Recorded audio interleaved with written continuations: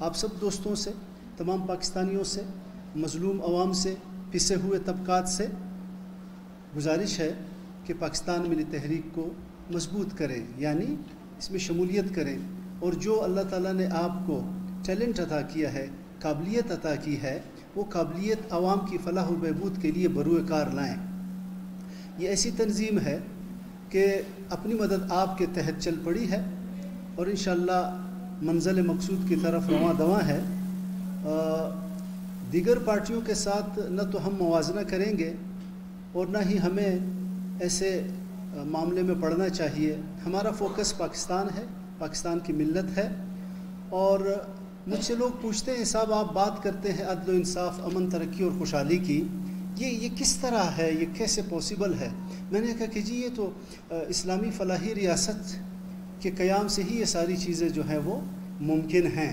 وہی ایک امبریلا ہے جس کے نیچے ہم ہوں تو مسلم، نان مسلم سبھی جو ہیں وہ ایک بہترین انداز میں زندگی گزار سکیں گے اور ان کی ضروریات زندگی پوری ہوں گی، اور ریاست کی ذمہ داری ہوتی ہے۔ ہم نے یہ بھی سنا کہ جی لوگ کہتے ہیں کہ جی مدینہ کی ریاست، میں عرض کرتا چلوں کہ گستاخیوں سے اللہ ہمیں محفوظ رکھے، مدینہ کی ریاست ایک تھی، وہ دوبارہ نہیں بن سکتی، اس کے سربراہ ایک تھے، فخر کائنات، ہادی برحق، رحمت للعالمین، خاتم النبیین، محمد رسول اللہ صلی اللہ علیہ وسلم۔ البتہ اسلامی فلاحی ریاست کے قیام کے خد و خال، اصول، قواعد، ضوابط وہیں سے لیے جائیں گے۔ تو ہم ایسی ایک اسلامی فلاحی ریاست کی بات کرتے ہیں کہ جہاں پر آپ جب 1400 سال پہلے، 1450 سال پہلے نظر دوڑائیں اور وہاں سے آپ کو جو ایک زرعی معاشرہ نظر آئے، ایک فلاحی ریاست نظر آئے، جسے کہا جاتا ہے کہ جی یہ وہ ریاست ہے کہ جو امام الانبیاء، سردار الانبیاء، خاتم النبیین صلی اللہ علیہ وسلم کی سربراہی میں قائم کی گئی تھی۔ ہم روئے زمین پر لکی لوگ ہیں، we are the لکیسٹ people on دس ارتھ، کہ ہم محمد رسول اللہ صلی اللہ علیہ وسلم خاتم النبیین کے امتی ہیں، ہم سردار امت ہیں، اخرجت للناس، انسانوں کی فلاح کے لیے اتاری گئی امت۔ یہ ایسی امت ہے کہ جو اس کے قرب و جوار میں رہیں، جو اس کے زیر اثر رہیں، وہ عیسائی، ہندو، زرتشت، آتش پرست، بت پرست، سبھی کو وہ تحفظ دیتا ہے، وہ معاشرہ، وہ نظام، اور سب کے لیے یکساں مواقع فراہم کرتا ہے۔ ہمیں تو دیکھ کے بڑا عجیب لگتا ہے جب مطالعہ کرتے ہیں کہ ایک اسلامی فلاحی ریاست میں ذمی جن کی اقلیت ہوتی ہے، ان کے حقوق اکثریت سے زیادہ غالب ہوتے ہیں، ان کو زیادہ توجہ دی جاتی ہے۔ آج میں اپنے اقلیتی برادری سے بھی مخاطب ہوں کہ دعا کریں اور کوشش کریں کہ وہ ریاست قائم ہو جائے۔ وہ بھی ایک دور تھا کہ محمد بن قاسم جب سندھ میں اترے اور جب یہاں سے واپس گئے تو ان کی محبت میں اور ان کے کردار سے لوگ اتنے متاثر تھے کہ ان کے بت بنا لیے تھے انہوں نے۔ وہ تو اوتار نہیں تھے، وہ تو دیوتا نہیں تھے، وہ جن اصولوں پہ چلتے تھے وہ اصول اسلام کے زرعی اصول تھے۔ تو مختصراً عرض کر دوں کہ ہم سب اپنے گھر سے شروع کر لیں عدل و انصاف، گھر میں امن، گھر میں خوشحالی، اپنے محلے میں نظر دوڑائیں۔ ہم میں سے ہر ایک اپنے محلے کے تانے دار ہونا چاہیے کہ جی کوئی غلط یہاں پہ نہیں ہونا چاہیے۔ ہمارے محلے میں اگر مندر ہے،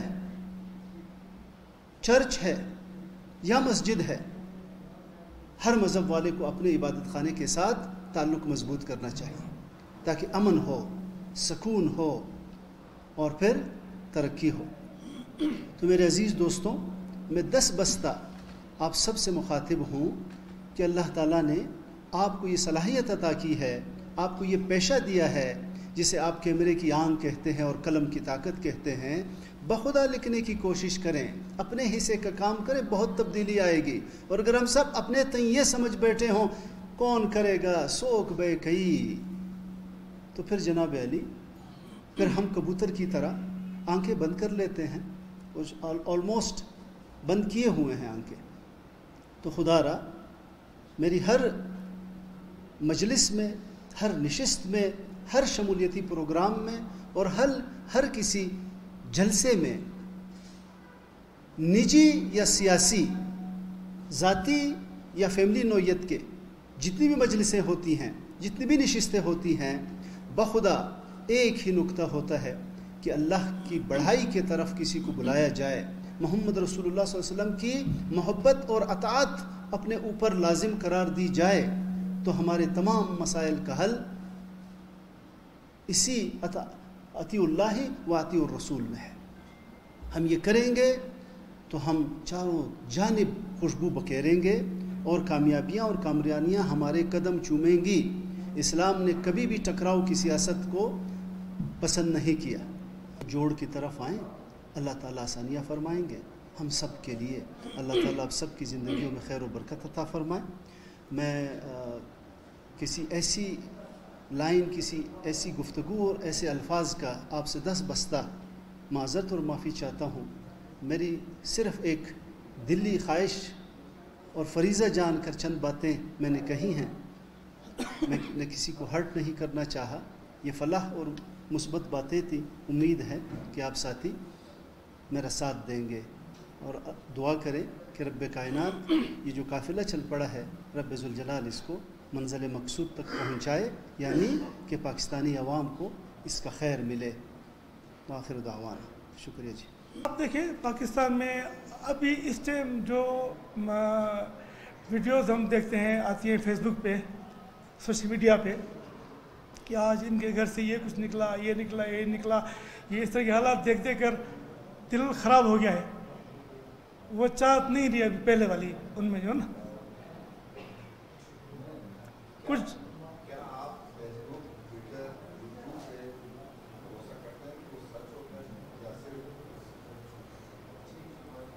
میں نہیں سمجھا بس۔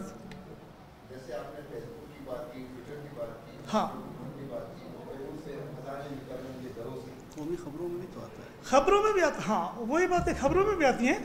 میں نے یہ کہا کہ دیکھیں سوشل میڈیا کے تھرو جو بھی ہیں حالات اس طرح کے ہیں وہ ہر بندے تک پہنچ جاتے ہیں۔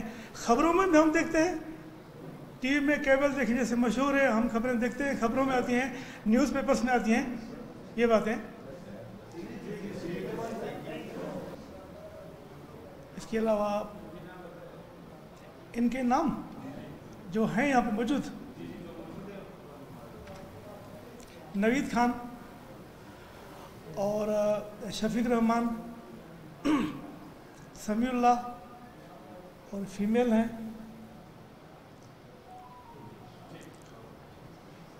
السلام علیکم ورحمۃ اللہ وبرکاتہ۔ میرا تعارف، میرا نام فرزند علی بائکاس جتوئی بلوچ، حالیہ میں E if you life assurance میں کوئٹہ برانچ کا برانچ مینیجر ہوں میں۔ پاکستان کو درپیش مشکلات دیکھ کر پاکستانی عوام پریشانی اور مایوسی کا شکار ہیں۔ ملکی محکموں اور سیاسی جماعتوں کی غالب اکثریت بدترین کرپشن میں ملوث ہیں۔ ملکی ترقی اور امن و امان کا سیاسی جماعتوں کے پاس کوئی حوصلہ افزا روڈ میپ نہیں ہے۔ صاحب حضرات، ان حالات میں پاکستان کی سطح پر پچھلے ماہ بننے والی پاکستان ملی تحریک، جو کہ ایک عوامی قبائلی اور سیاسی تحریک ہے جس کا منشور عدل و انصاف، امن، ترقی اور خوشحالی ہے، جبکہ اس جماعت کا بیانیہ پہلے احتساب پھر انتخاب ہے۔ پاکستان میں ملی تحریک مظلوموں اور پسے ہوئے طبقات کی نمائندہ ایک جماعت ہے، لہٰذا میں اپنے خاندان، قبیلے اور رفقائے کار سمیت پاکستان ملی تحریک میں شمولیت کا اعلان کرتا ہوں۔